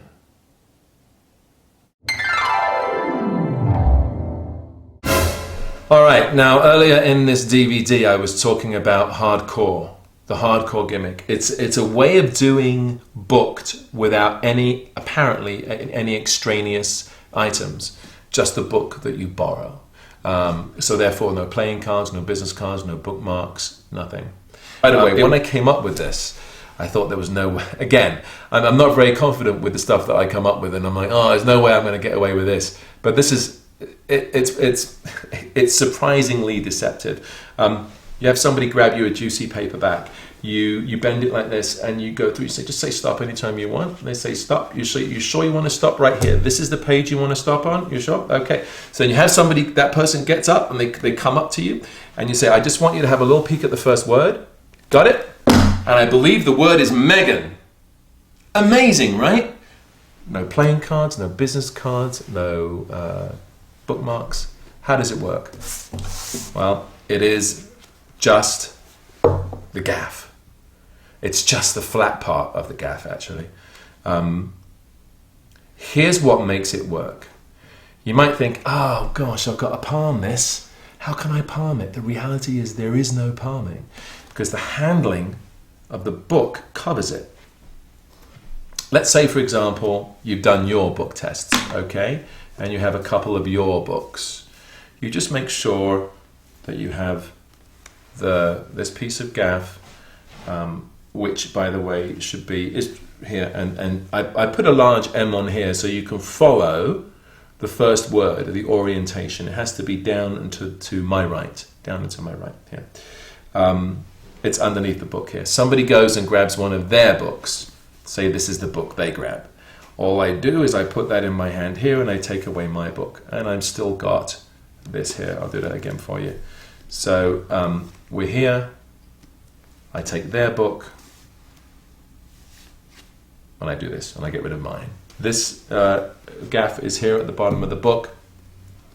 What I do is I turn sideways like this. Okay, now you can't see it, right? And I buckle the book here to start flipping through. Now I've made the gaff so that it's, the average paperback is round about this thick, and this one is just like a little bit thicker than this page. Here's what happens. As I fan the book out like this, I simply slide the gaff on here. Now, I'm flipping through, someone yells stop, and then that gaff slides in. Okay? Nobody's going to see this. You're here, I go like this, just say stop. Now, doesn't that look clean? Here's my reality, and here's where I am. Somebody yells stop, stop. So they yell stop. I then slide. I'm sticking my fingers in there. Don't worry about sticking your fingers in there because you're saying, is this where you want to stop? Is this the page you want? They say yes, or if they want to start again, then you can just palm it out and start again. But now, here's the maneuver. You go from here. I had it on the right page. It should be, by the way, it should be this way. It should be with the writing side out, not with the playing card side out. So you're here like this. This is kind of a good way to remember this. It slides in. You're going to do this. Pivot up. That's all you're going to do. This hand is already pinching the book. And the right hand is on the ends up on the corner of the. You can see it ends up on the corner of the gaff here. So I'm here. Okay, and as I go, okay, would you come up on stage? Now, as you're waiting for that person to come up on stage, give them a round of applause. You're holding the book open. It's a natural thing to do. You just kind of very casually pivot this around. You put your finger on the corner so you can feel that corner there. Okay? And then you just bring the whole thing up. The great thing about having your finger on the corner is it enables you to line it up perfectly here so it doesn't go over, it doesn't project out. And also your finger is here, your left finger is here so that this doesn't happen. Again, you're at this position. You pivot it, and then you simply bring it up. At this point, squeeze with your left hand, open it there, let them see the word, and you've got a mind-reading effect and a prediction with essentially no extra apparatus. Now, one more time I'm going to go through this, and then I'm going to show you the elaborated version. So your gaff is here, right? The M is, or the first word is, if you're looking at the gaff, is to your left, up here. It's at the back of the book. I turn this way in order to have somebody over in the audience here yell stop. And the reason you're turning this way, by the way, is so that you're not looking at the page. So when you yell stop. Right there, you sure? Okay, would you come on up, please, sir? Thank you very much. And then I want you to have a good look at the first word on the page. Now, I should point out, I'll do it from this angle as well, and then I'm going to show you the elaboration. So you're here, someone yells stop. I go from here to here. Somebody, would you come up on stage? That gives you a little extra time to bring that up. Now I'm going to break it open and have you peek at the book. Now, you now have a gaff in somebody's book. So what do? Well, you can elaborate on this in this way.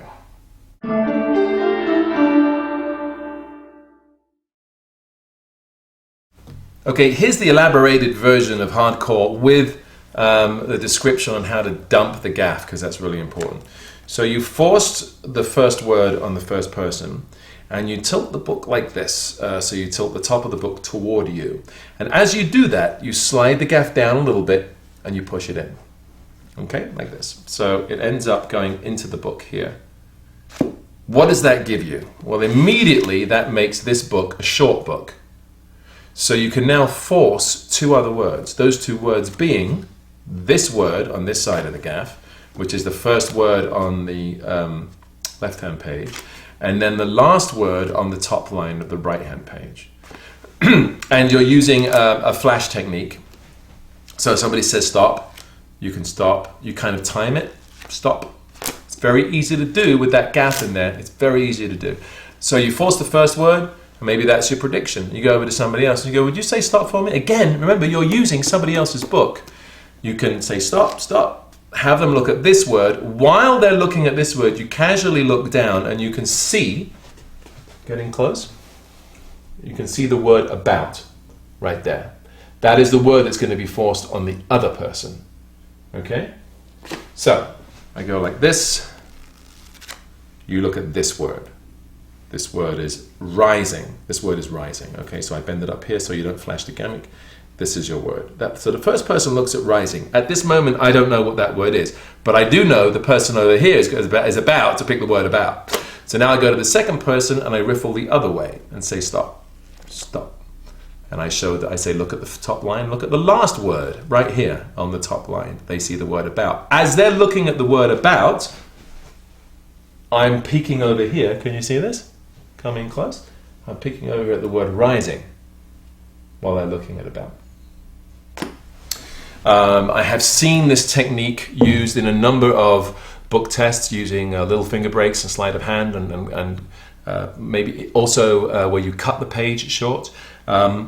So it's a fairly well-known technique, and I highly recommend that you use this. But there's a little extra technique, and I don't know if anybody's done this, but I think this is kind of fun. I forced the first word, okay, using the gaff. I've pushed it in here to make this now into a book, a short book. And I say, I'm going to come over to you in a minute, and I'm going to have you say stop and look at a word. And then I'm going to come over to you and I'm going to have you say stop and look at a word, but we're going to do this very quickly. Are you ready? And I run over and we force it, and I run over and we force it. Now, what have I done here? First of all, I've set up that we're going to do it quickly. By doing it quickly, psychologically, somebody's not going to wait forever before they say stop, which is a pain in the butt when you're using a timing force technique. And the other thing is, by saying I'm going to come up to you and go stop, you say stop, I've already seen one of the words. And now I'm going to come up to you and have you say stop. And I've seen the other word. So now I know the two words are rising and about. So now when I go to the first person, I can say, you say stop, stop. And I'm not looking, just look at the first word there. Now I'm going to go to the second person. You say stop, stop. Look at the word there. Okay, you got it? Right. So now it's so clean because you apparently have been looking away the entire time from the first word, which is using the gaff, which is a force, to these two short card forces. Now you're ready to reveal the second and third words, of second and third assistants, the words that they've chosen first. Then you go back to the first person who you forced the word on, you get that word, and you've also predicted it. It makes a much larger routine out of such a simple gimmick. At this point, you're going to need to get rid of the gaff, and there's a number of ways that you can do it. What I usually do is loosen it up a little bit here. Just by sticking I'll just flick through the book and just kind of stick my thumb in there a little bit. And then I'll just go and drop this in my bag, drop the book in my bag. And as I hold the book, as it's going into my bag, I simply let the gaff fall out, and then I bring the book back out and go, oh, wait a minute, this isn't mine, is it? No, you better take this back. It's a very simple way, no sleight of hand, nice simple way of getting rid of the gaff. If you want to, you can stick your thumb in here and you can palm it out. That's also a possibility if that's what you want to do. If you want to, I don't think it's worth the work, quite frankly. I think you can, it's kind of fun to do that. Just kind of drop the gimmick into your bag, like that. And that is hardcore.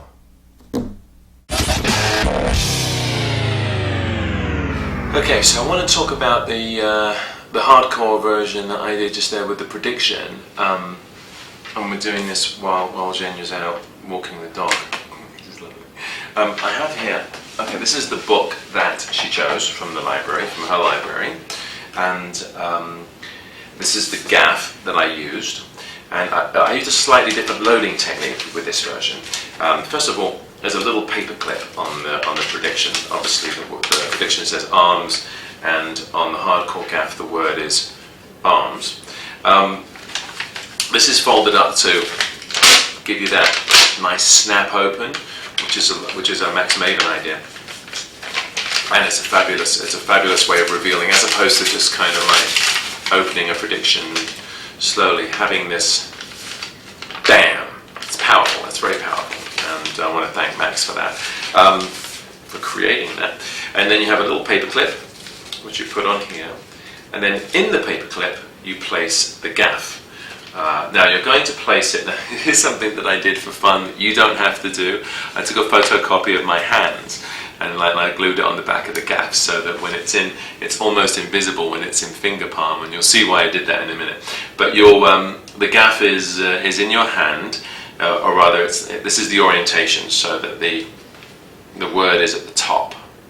All right, the word arms is at the top when you're holding it in your finger palm, and that goes underneath. Just clips underneath the paper clip like that. So now at this point, you can show the prediction.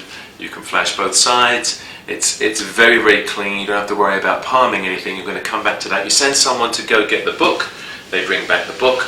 And what actually happens here is you just kind of, maybe you can see this from underneath, but essentially I take the prediction in my left hand and I leave the gaff under the book. So at no time are you actually even palming it. Okay?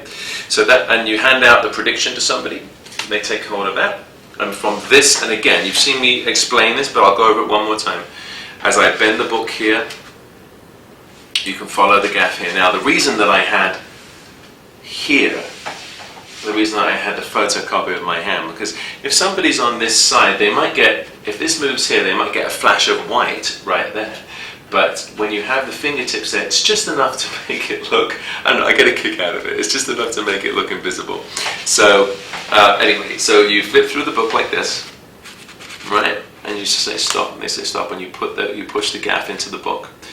And then as you're talking about how you don't want to look, and you don't want to look at the word, your finger pivots up the corner. You bring the right forefinger brings the corner up to the top here. That's the first thing that gets lined up, and then you pivot the gaff all the way up there. At this point, you can open it, and I have a horrible habit of having my finger over the word, but so try not to do that. But so that's there, and they look at the word. And then the other thing that I did in this particular performance was I stole the gaff, I palmed it out, and it's very simple. As I close up the book, I put these two fingers on the gaff and I slide it down to about the middle. I close the book and simply pull it out. I pivot it out into the palm. That's all I do. So I pivot it out into the palm, toss the book, all the tension, all the eyes will follow the book as it flies through the air and lands on the table. And you have the gaff and finger palm, which you can go to your pocket, you can drop it off, you can lap it, you can do anything with it. And now you're all ready for the big build-up, which is the opening of the prediction. And you saw the reaction. It's very fast, it's very clean, and I hope you like it. If you're doing the hardcore, some of you may have thought about doing this already, but it's possible to use the hardcore technique and do the signed vanishing page. Essentially, you can walk into a house, you can borrow a book from somebody, and and then say, if you go up to the host and say, do you have a book that you don't need that maybe I could use in the show and take home afterwards? You want to say that because you're going to destroy a page in the book, so you want to make sure that it's a book they can do without. And most people in their homes have paperbacks and books lying around they don't care about, right? So they'll then bring you the book. You then, while you're setting up your show, you rip out a page, right? You rip out a page from the book, making a nice clean, where is it? Here it is. You're making a nice distinctive tear Once you've ripped out the page in the book, you can toss that book back on the table or give it back to the host and say, why don't you hold on to this actually? And when I call you for the book, you can just bring it up from, tell everyone you got it from your library and it's your book. Meantime, in that 30 seconds that you've had it, you've ripped out the page and you've folded it up. This is going to be your hardcore gimmick. So essentially what we were doing with an earlier routine is this would be pinned under the prediction. Instead of borrowing the book, obviously now you have the host bring forth a book, but they will guarantee that it's from their library. Again, the setup should be, let me see, I had it right the first time. Yeah, there we go, there's the setup. It's right there. Alright, so I'll give you an exposed view of loading the gaff on the book. It's really simple. What happens is that the prediction is in the right hand. You take the book from the host with the left. There's kind of a clip between the first two fingers here, and that's it. Your left hand takes the prediction, dropping the book on top. So once more from this point of view, just so that you can see, you basically swap hands. The book and the paper swap hands, but you leave the gaff underneath the book. Hand out the prediction. Now, at this point, you can go into the hardcore handling, which is here. As you say stop, they say stop. You load the folded page just like you did the hardcore gimmick, bringing it all the way up like that, having them look at the page number, and also have them remember the first word. And just in case they forget, or just to make sure that no one's going to trick you, have them initial the corner of the page. Now the great thing is, because this was ripped from the book it's actually coming from, the gaff was ripped, you can have no problem with discoloration. So you can have the pages in the gaff, so you can kind of have a nice display there. It looks really real. So they initial the page, okay? At this point, as you close up the book, you're going to do the steal that I taught earlier on in hardcore. And the steal is essentially these two middle fingers stay on the corner of the gaff, and you tilt it up just a little bit towards you like this to cover this thing seen here. And as you do that, your fingers slide down to the middle of the book with the signed page, and then pivot it out into your palm as you close the book and toss it down. Now, what you could do now, you have a signed and folded page that was apparently freely chosen from a book owned by the host of your party.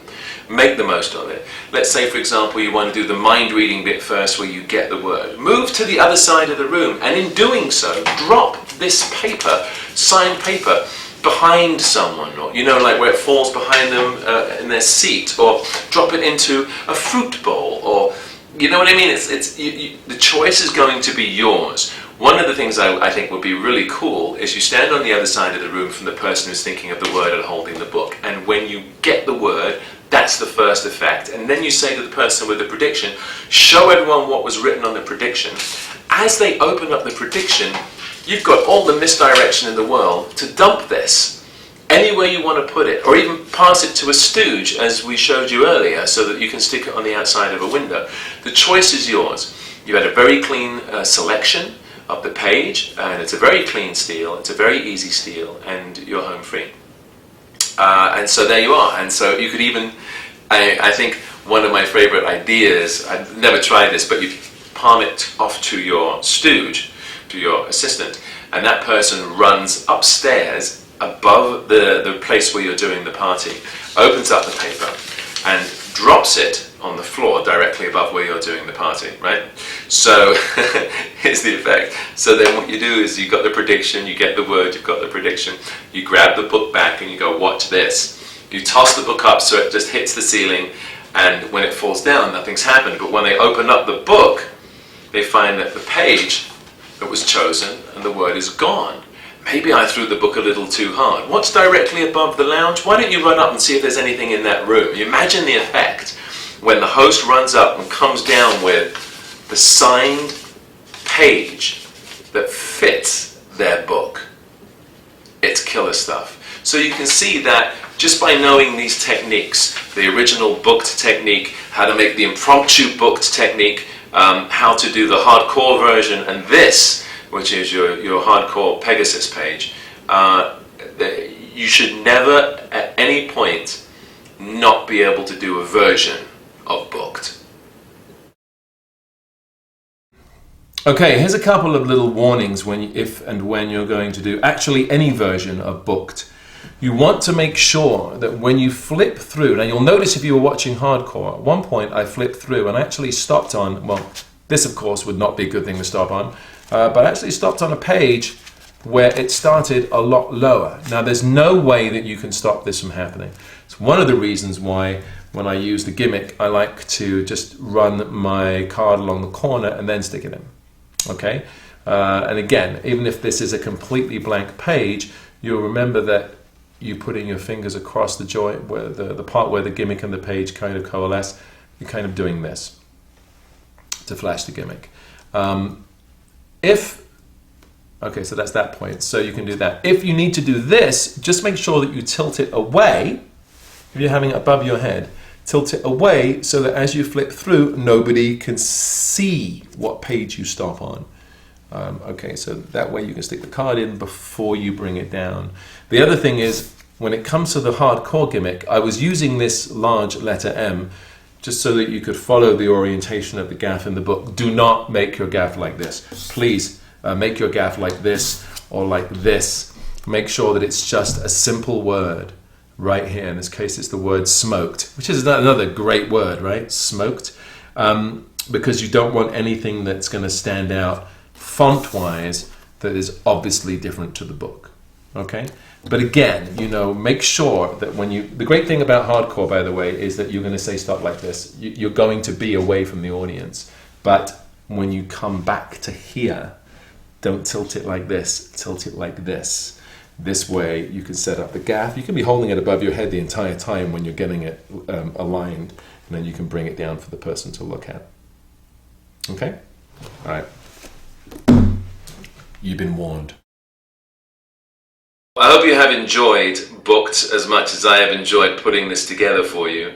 I think we've explained it in a lot of detail, probably a lot of repetition, but I want to make sure a lot of the points are nailed home with this. Two other things. And I've left this for the final word. You know, a few of my friends, I showed this to a few of my friends recently, including the amazing Max Maven and John Armstrong, and was informed that that the original version of Booked, which I came up with 20 years ago, is very similar to something created by Juan Tamariz. And I always say that if you're going to create the same material by coincidence as anybody else, make sure it's someone as brilliant as Juan Tamariz. And I spoke to Max and a few people about you know, the similarity with the gaff at the very beginning of taping this this trick for everybody. And you know, we came to the conclusion that there were so many spin-offs and so many variations and adaptations of the original gaff that even though it was independently created, it was worth putting this DVD out so that you guys can see all the possibilities of this trick, because it may have gone unnoticed, and hopefully by publishing and putting out the DVD of Booked, you will now know and notice this effect.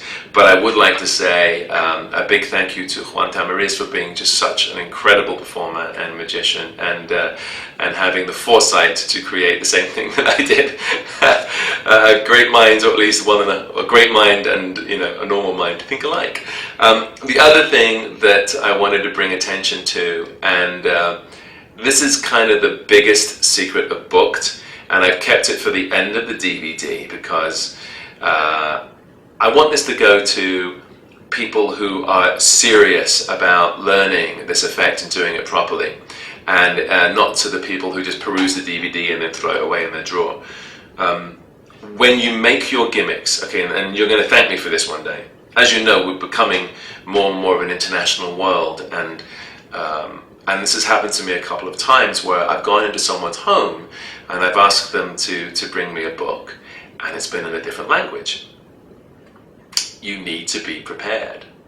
You must always be prepared. And it's not complicated to do so. You simply make booked gimmicks in different languages. So make one in Spanish, one in Chinese, one in, I would recommend right now, it seems to be the common languages would be Chinese, Japanese, Spanish, English, French, and Russian. And if you have, what, 6, 7 gaps, and if you make them up in order, you just have to get your Russian, your Spanish friends, your Chinese friends to let you know what that first word is on your gaff and what it means. You're home free. I mean, think about it. Now, doesn't matter what language they bring you, you're going to be able to do the effect. You might even want to think about making a gaff up in Latin, just in case somebody brings you an old textbook or something. It's only ever happened to me once. Somebody brought me a Spanish book, but I was really happy that I had the gaffs in my pocket, and they were simply just in my pocket, and I was able to reach in and grab the one that I needed. Just a pocket switch, not a big deal. No one knows what's going on, right? But really, if you're going to do booked and you're really going to do it as a challenge effect and you're going to ask someone to grab a book from their library, you need to be prepared. Make yourself up 6 or 7 or as many languages as you can. Make yourself up booked gaffs so that you're ready to go. And you're going to blow people away because, you know, when you think about it, the fact that that person will go, yeah, I got the book from my library and it got one in Spanish and he got the word. It sells that the word came from the book. And that's really what this is all about. So I want to thank you all for buying the DVD and learning this effect, and I hope you have as much fun with it or more fun with it than I've had with it. I mean, you just got to carry a few gaffs around with you and you're ready to do a kick-ass book test. So all the best. I'll see you on the next one. Ciao.